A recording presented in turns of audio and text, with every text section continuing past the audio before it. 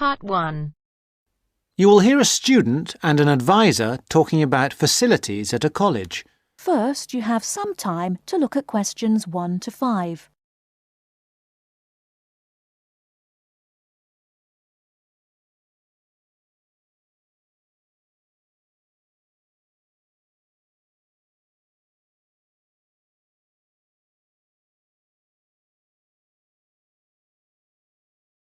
Now we shall begin. You should answer the questions as you listen, because you will not hear the recording a second time. Listen carefully and answer questions 1 to 5. Hi, I wonder if you could help me. I'm starting a course at Glenfield in a few weeks. I was just a bit worried about what facilities there will be and what I'll have to do. I'm especially interested in health and welfare stuff. Certainly.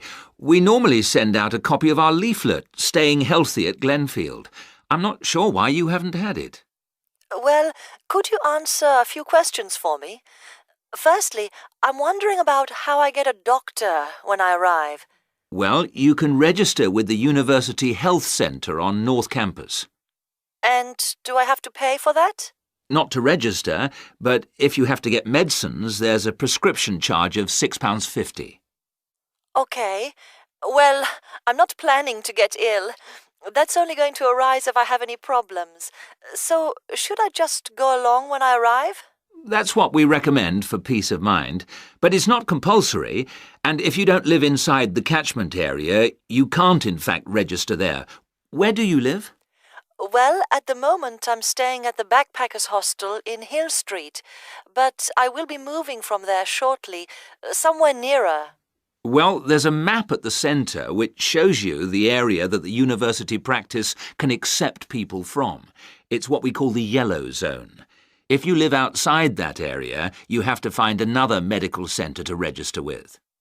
It sounds like I'll only qualify after I move. I think you might be right. Then, in addition to the health centre, there's a free counselling service for all students situated on the North Campus. You don't have to register. They also have drop-in sessions. I say it's free, but that's only for up to 8 sessions. Beyond that, they normally refer people elsewhere. Sounds serious. Well, it's not just for big problems.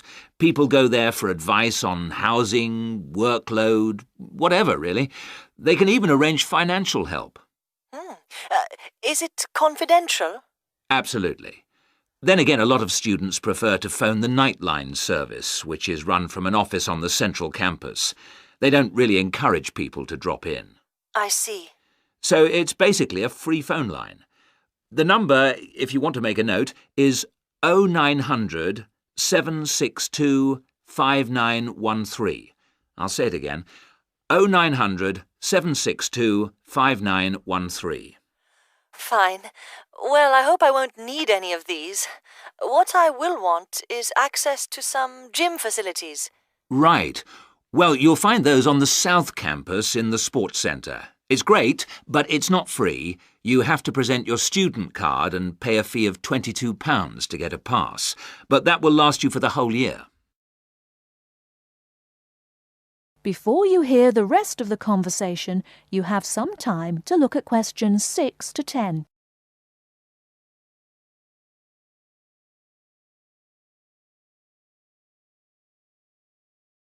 Now listen and answer questions 6 to 10.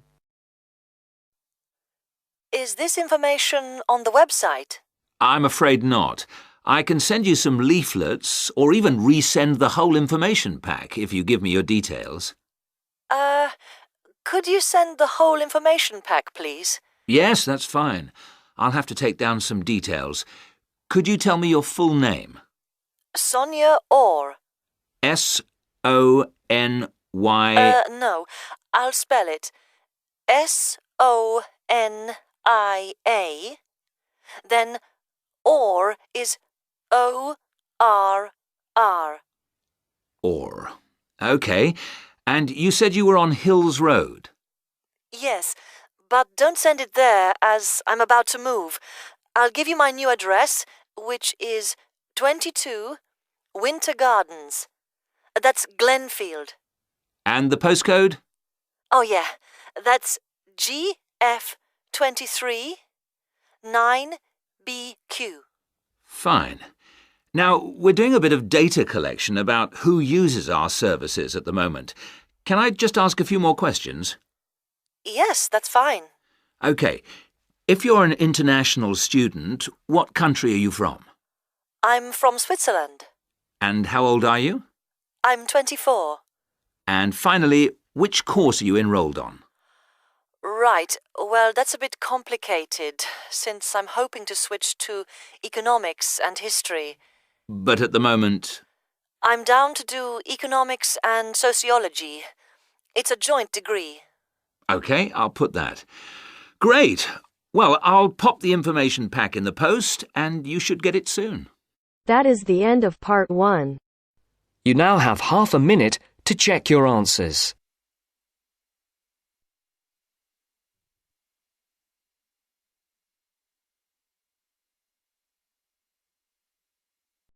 Now turns to part 2. Part 2. You will hear a trainer giving a talk to people who want to learn outdoor survival skills. First, you have some time to look at questions 11 to 16.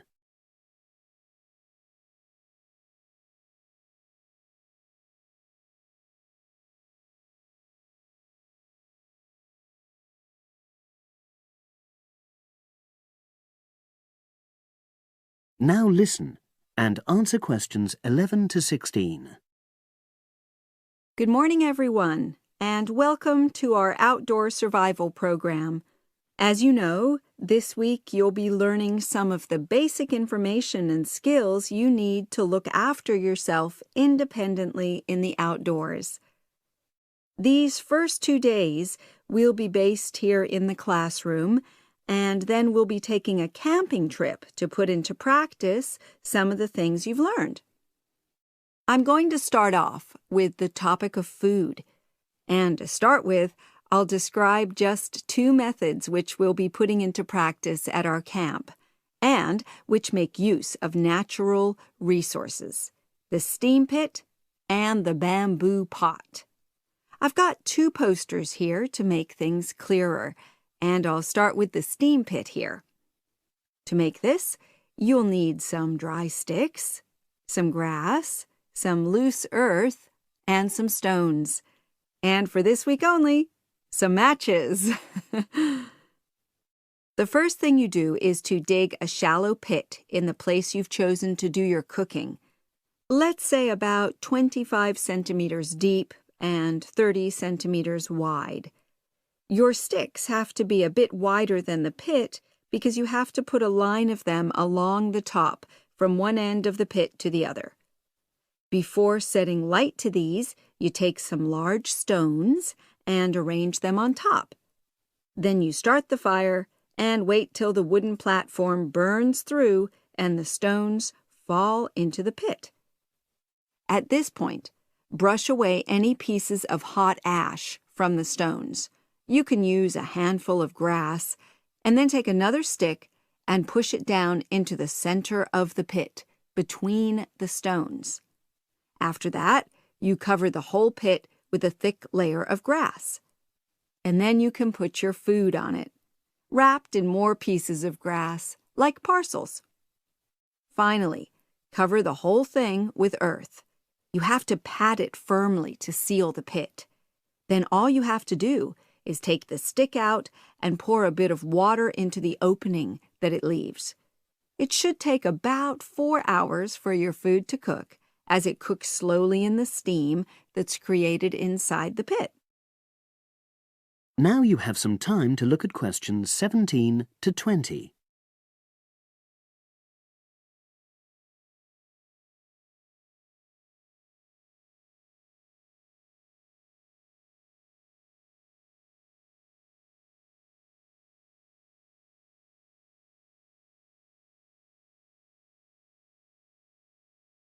Now listen and answer questions 17 to 20. So, simple but effective. The other method you're going to practice this week is the bamboo oven. Now, the steam pit is ideal in certain conditions because the heat is below ground level. For example, if there's a strong wind and you're afraid a fire might spread. But when it's safe to have an open fire, you can use the bamboo oven method. You get a length of bamboo, which, as you probably know, is hollow and consists of a number of individual sections with a wall in between.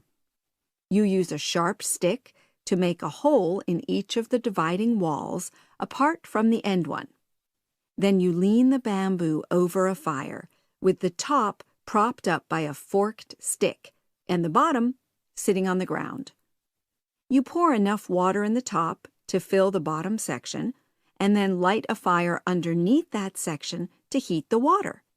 Then you put your food inside the top section, and the steam coming up the bamboo through the holes you made cooks it.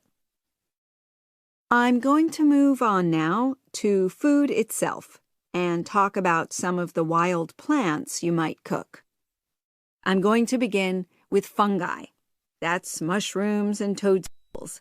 I'm sure you'll be aware that some of these are edible and they're delicious, but some of them are highly poisonous. Now, whether they're poisonous or not, all fungi that you find in the wild should be cooked before eating, because that helps to destroy any compounds in them that might be mildly toxic.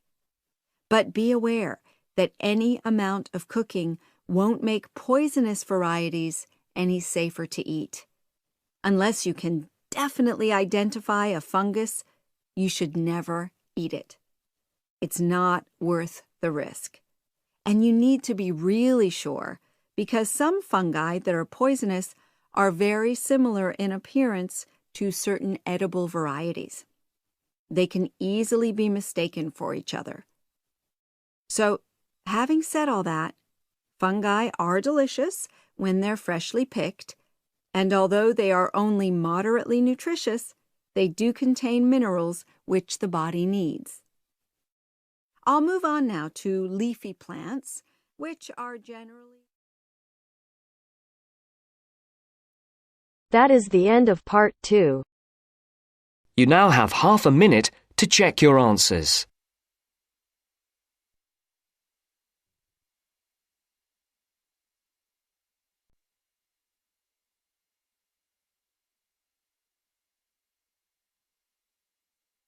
Now turns to part 3.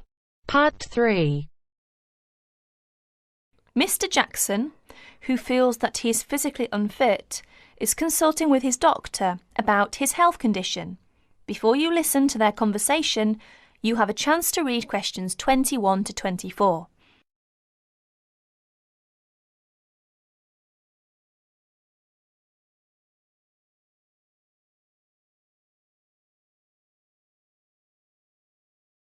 Now please listen to the recording and answer questions 21 to 24.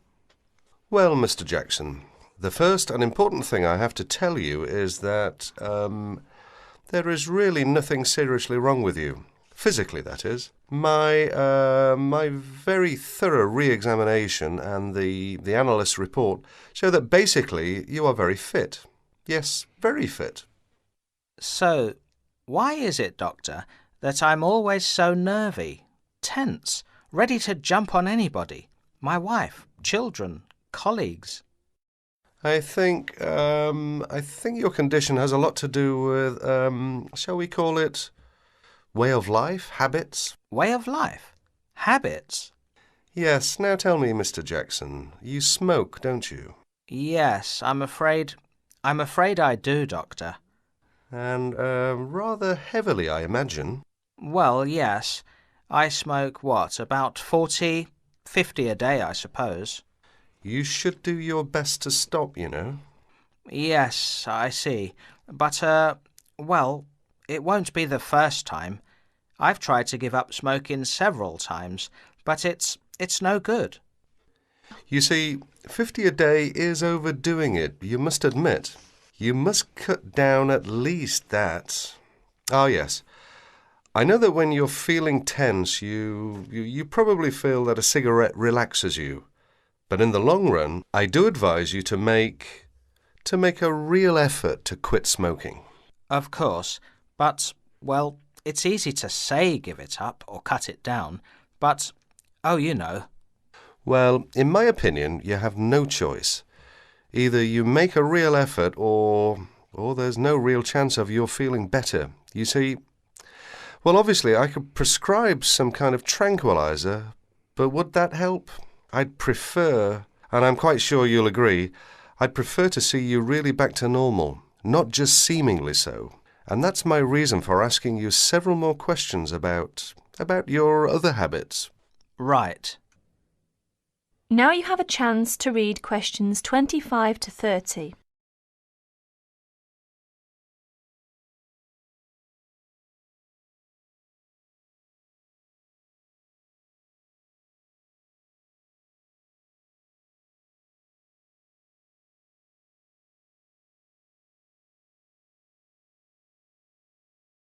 As you listen to more of their conversation, answer questions 25 to 30.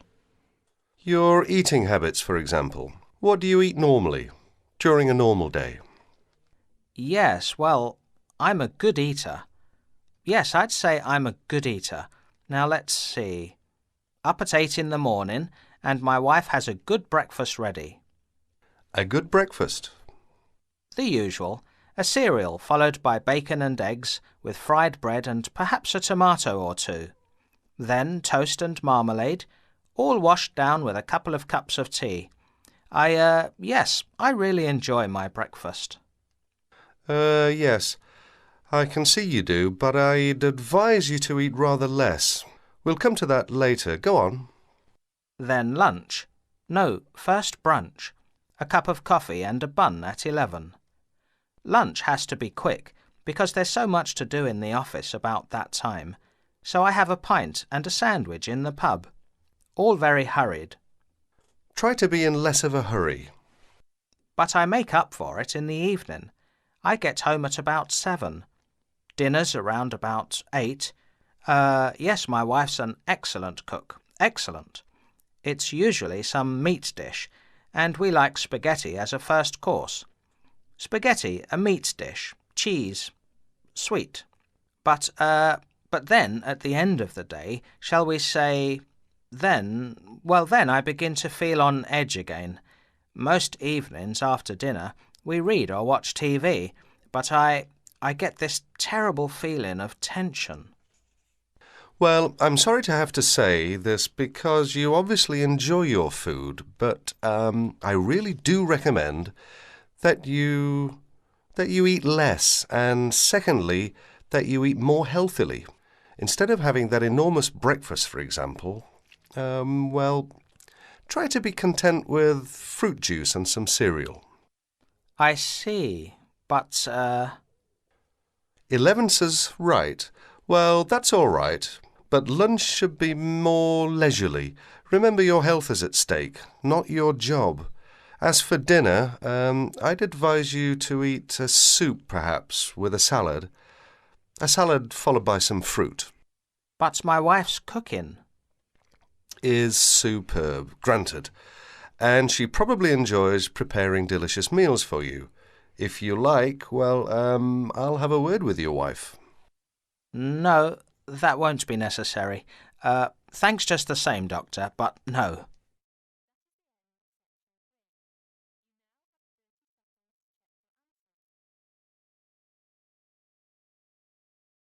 That is the end of part 3. You now have half a minute to check your answers.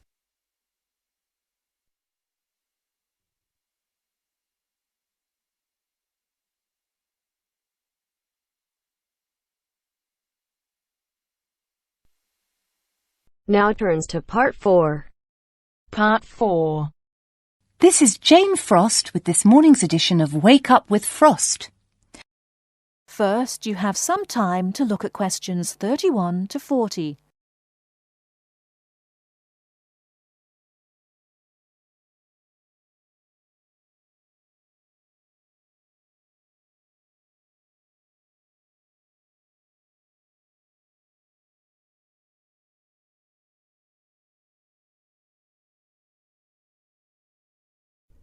Now listen carefully and answer questions 31 to 40.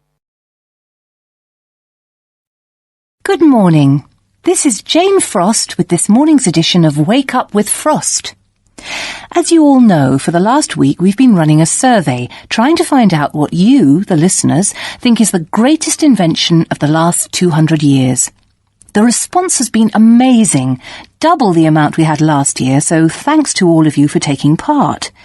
We've had about 2,000 responses online and about the same on our phone lines. The lines are now closed, and this morning I can announce what the results were. So, here it is. You, the listeners, have chosen as the greatest technological invention of the past 200 years, and let me not forget to mention that 65% of you voted for this, it's the bicycle. Yes, the bicycle, first invented in 1818, and, would you believe it, the first bicycle was made of wood. The second bicycle had iron wheels. I cannot imagine what that must have been like to ride. It would have kept you fit at any rate. But for me, the best thing about the bicycle was what it did for women's rights. Yes, in the 1890s, it was the bicycle that meant women could change their clothing, start wearing trousers or pantaloons as they were known. Before then, women's clothes had been really uncomfortable, and I'd imagine quite difficult to breathe in. So, thanks to the ordinary bicycle, it was not only the man who wore the trousers in a home. Instead, women could now feel far more equal to their male contemporaries. And I'm sure you'll agree, the bicycle is a great way to get regular exercise, and of course, it's much better for the environment. And today, over 1 billion people all over the world ride bicycles, and for some, it's their only means of getting around from A to B. So, to all you bicycle riders out there, keep up the good work. Coming in a close second with 42% is the computer. I found out something interesting about the computer, which is that really this word first meant someone who did mathematical calculations. Of course, today, with the development of the personal computer, computers are being used for everything from home use to business and even digital photography. I don't know about you, but I can't imagine life without a computer now. I guess closely related to the computer is the internet, and this got 12% of your votes. Maybe, like myself, many of you might think of the internet as being the World Wide Web, but actually the web is only one part of the internet. The internet began as part of the United States military network, but it later began to be used by businesses and academic institutions. Of course, today, the internet has so many uses. We use it for shopping online and entertainment, as well as to find information and send emails. But sadly, there is a darker side to the internet, and some of you have sent me emails about this. Finally, with 5% of your votes, is the radio. We think the radio was invented by Marconi in 1896, and he opened his first radio or wireless factory in the United Kingdom in 1898. In 1906, a man called Reginald Fessenden gave the first radio broadcast from Massachusetts. Ships could hear him at sea, and apparently he played the violin. As yet, listeners, I've spared you from having to listen to my guitar playing. But certainly radio is still important. Let's not forget that it was by radio that the Titanic sent signals to other ships. And with the popularity of TV today, I was secretly pleased so many of you had still placed importance on the radio. So, there you have it, the results of our survey. I think there are still important inventions that were not chosen but deserve a mention. Nuclear power and, of course, communications satellite, something which I am certain will continue to change the face of how we communicate with each other over both long and short distances. In fact, for me, the mobile phone is one of the greatest inventions of the last 200 years, if I think back to my first phone and then I look at what is happening now. Children born today will probably be more likely to have their first experience of the internet on a mobile phone screen rather than a computer monitor. Some of the new mobiles that are now being sold make it just as easy and as quick to find information on the web as on a computer. And let's not forget that mobiles now have digital cameras, word processing facilities, so you can type all your documents, and even personal organisers. I think it's quite possible that the mobile may even replace computers one day. That is the end of part 4. You now have half a minute to check your answers.